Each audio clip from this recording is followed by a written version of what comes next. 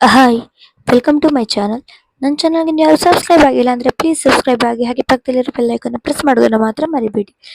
ಇವತ್ತು ನಾನು ಸ್ವಲ್ಪ ವಿಲೇಜ್ ಸ್ಟೈಲಲ್ಲಿ ಮಾಡುವಂತಹ ಕಳಲೆ ಪಲ್ಯ ಅಂತ ಮಾಡ್ತಾ ಇದ್ದೀನಿ. ಕಳಲೆ ಅಂದರೆ ಬಿದಿರು ಬರುತ್ತವಲ್ಲ, ಅದರಿಂದ ಬರುವಂಥದ್ದು ಇದು. ಬಿದಿರು ಅಡಿಗೆಯಲ್ಲಿ ಇರುತ್ತೆ ಇದು. ಅದನ್ನು ನಾನು ಫಸ್ಟೇನೆ ಮೊದಲೇ ಪ್ರಿಸರ್ವ್ ಮಾಡಿ ಇಟ್ಕೊಂಡಿರೋದು. ಅಂದರೆ ಇದನ್ನ ಚೆನ್ನಾಗಿ ಹೆಚ್ಚಿ ಉಪ್ಪಲ್ಲಿ ಹಾಕಿಟ್ಕೊಂಡ್ರೆ ಇದು ನೀವು 1 ವರ್ಷ ಆದರೂ ಕೂಡ ಹಾಳಾಗಲ್ಲ. ಈ ಥರ ಪ್ರಿಸರ್ವ್ ಮಾಡಿ ಇಟ್ಕೊಂಡ್ರೆ ಬಿದಿರನ್ನ ಮತ್ತೆ ಎಲ್ಲ ಟೈಮ್ನಲ್ಲೂ ಕೂಡ ತೆಗಿಯಲ್ಲ.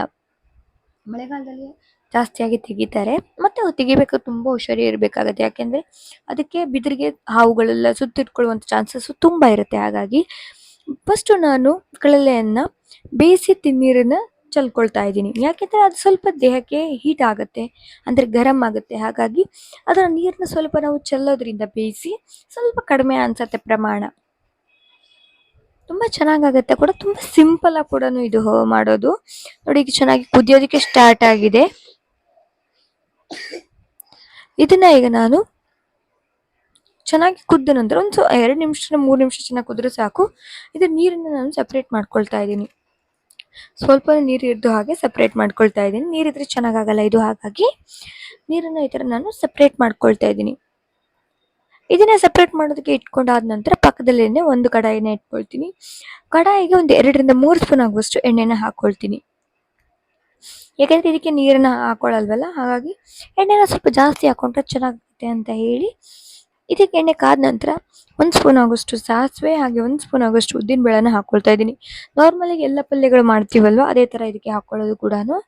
ಬಟ್ ಅದ್ರ ತುಂಬ ಟೇಸ್ಟ್ ಚೆನ್ನಾಗಿರುತ್ತೆ, ಡಿಫ್ರೆಂಟ್ ಆಗಿರುತ್ತೆ. ಎಲ್ಲರಿಗೂ ಗೊತ್ತಿರಲ್ಲ ಕಳಲೆ ಅಂದರೆ ಏನು ಅಂತ ಹೇಳಿ. ಇದು ಬಿದಿರಿನಿಂದ ಬರುವಂತಹದ್ದು. ಇದು ಚೆನ್ನಾಗಿ ಸಿಡಿಯೋದಕ್ಕೆ ಸ್ಟಾರ್ಟ್ ಆದ ನಂತರ ಚೆನ್ನಾಗಿ ಫ್ರೈ ಮಾಡ್ಕೊಳ್ಬೇಕು 1-2 ನಿಮಿಷ.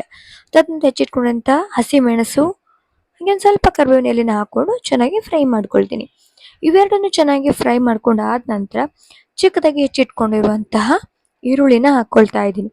ಈರುಳ್ಳಿನ ಹಾಕ್ಕೊಂಡು ಸ್ವಲ್ಪ ಕಲರ್ ಚೇಂಜ್ ಆಗೋ ತನಕ ಇದನ್ನು ಫ್ರೈ ಮಾಡ್ಕೊಳ್ಬೇಕು. ಹಾಗಂತ ಟೇಸ್ಟು ಚೆನ್ನಾಗಿ ಬರುತ್ತೆ.